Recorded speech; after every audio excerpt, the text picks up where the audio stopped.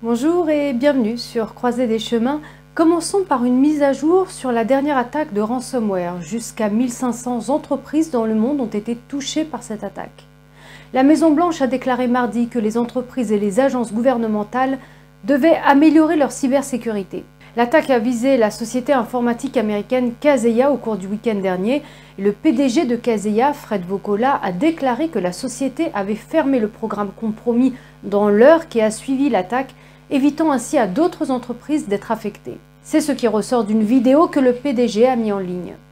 L'étendue de l'impact de l'attaque n'est pas encore claire. En effet, Kaseya dessert des milliers d'entreprises dans le monde, entre 800 000 et plusieurs millions. Et même si le nombre d'entreprises touchées n'est que de 15 000, cela est en fait l'une des plus grandes attaques de cybersécurité de l'histoire. Les pirates anonymes qui ont revendiqué l'attaque ont exigé 70 millions de dollars pour restaurer toutes les données des entreprises touchées, mais ils se sont dit prêts à négocier. Les experts en cybersécurité pensent qu'il pourrait s'agir des mêmes pirates, Revil.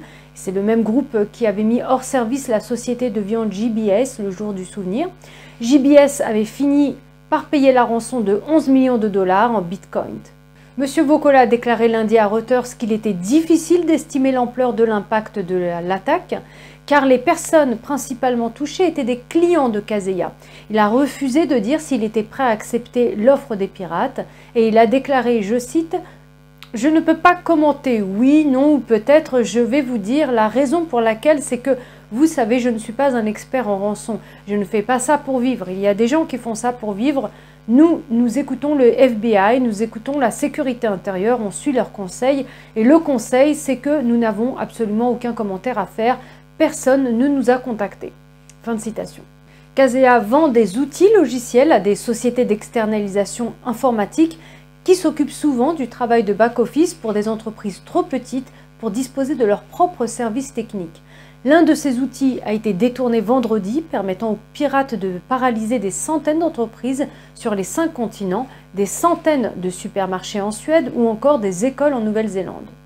M. Vokola a déclaré que ni lui ni les enquêteurs n'avaient vu des signes de surveillance des communications de Kaseya par les pirates avant l'attaque. Il a déclaré dans un communiqué que, je cite, « Nos équipes mondiales travaillent 24 heures sur 24 pour remettre nos clients en état de marche », ajoutant que nous comprenons que chaque seconde d'arrêt a un impact sur leur gagne-pain, c'est pourquoi nous travaillons fébrilement pour résoudre ce problème. La porte-parole de la Maison-Blanche, Jen Psaki, a déclaré mardi que les responsables américains et russes se rencontreront la semaine prochaine sur les questions de cybersécurité. Depuis le piratage de l'oléoduc Colonial, la Maison-Blanche a renforcé les mesures de cybersécurité. Le mois dernier, Biden a signé un ordre exécutif après l'attaque du pipeline Colonial. Il a déclaré que cela aidera à améliorer la cybersécurité de la nation. Il vise à mieux équiper les agences fédérales en outils de cybersécurité. Il encourage également le secteur privé, qui exploite une grande partie des infrastructures critiques du pays, à améliorer leurs propres normes de cybersécurité. Et en vertu du nouveau décret, un système sera activé sur les réseaux fédéraux pour surveiller en permanence les cybermenaces et y répondre. Il crée également un conseil d'examen de la sécurité en matière de cybersécurité qui se réunira après des cyberattaques majeures pour analyser et formuler des recommandations pour l'avenir. Il crée également un conseil d'examen de la sécurité en matière de cybersécurité qui se réunira après des cyberattaques majeures pour analyser et formuler des recommandations pour l'avenir. Dans le même temps, la secrétaire d'État au commerce Gina Raimondo a déclaré que ces attaques sont là pour rester et vont même s'installer. De son côté, la procureure générale adjointe Lisa Monaco a exhorté les organisations à prêter grande attention à la menace des attaques par ransomware et à investir dès maintenant dans la défense de la cybersécurité et d'autres mesures préventives.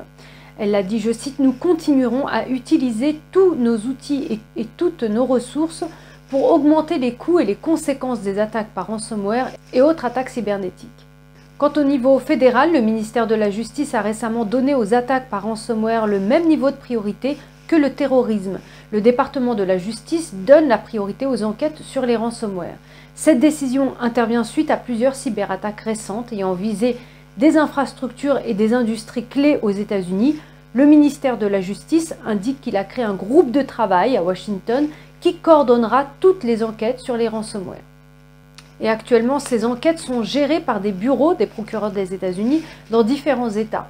Selon Reuters, ce groupe de travail aidera les autorités à établir les liens nécessaires entre les attaques distinctes. Le principal adjoint au procureur général du département, John Carlin, a déclaré à Reuters qu'il s'agit d'un processus spécialisé visant à garantir le suivi de tous les cas de ransomware, quel que soit leur lieu d'origine dans le pays, afin de pouvoir établir les liens entre les acteurs et remonter la chaîne pour pouvoir la perturber. Selon le ministère, ce modèle a déjà été utilisé dans des affaires de terrorisme, mais jamais dans le cas de ransomware. Le ministère de la Justice a également demandé aux procureurs des États-Unis de partager les informations sur d'autres types d'affaires de cybersécurité. Et nous passons maintenant à la mise à jour sur l'effondrement de l'appartement de Miami. Les recherches battent leur plein. Le maire de la ville dit que les efforts de sauvetage sont maintenant à 100% de leur capacité. La menace imminente de ce bâtiment, la situation dangereuse où des débris pourraient tomber est maintenant éliminée. Nous fonctionnons, dit-il, à 100% et j'en suis très heureux. Les responsables disent que les équipes sont maintenant en mesure d'atteindre des endroits qu'ils ne pouvaient pas atteindre auparavant, y compris les chambres à coucher. On pense en effet que de nombreuses victimes dormaient au moment de l'effondrement. Selon les autorités, la démolition du reste de l'immeuble effondré dimanche soir rend les recherches plus sûres. Les sauveteurs en Floride ont fouillé les décombres lundi, malgré le mauvais temps, et l'effondrement a eu lieu il y a déjà 2 semaines. Voilà, Croisée des chemins, c'est fini pour aujourd'hui. Merci de votre écoute et de votre présence. Prenez soin de vous et je vous dis à très bientôt. Merci, au revoir.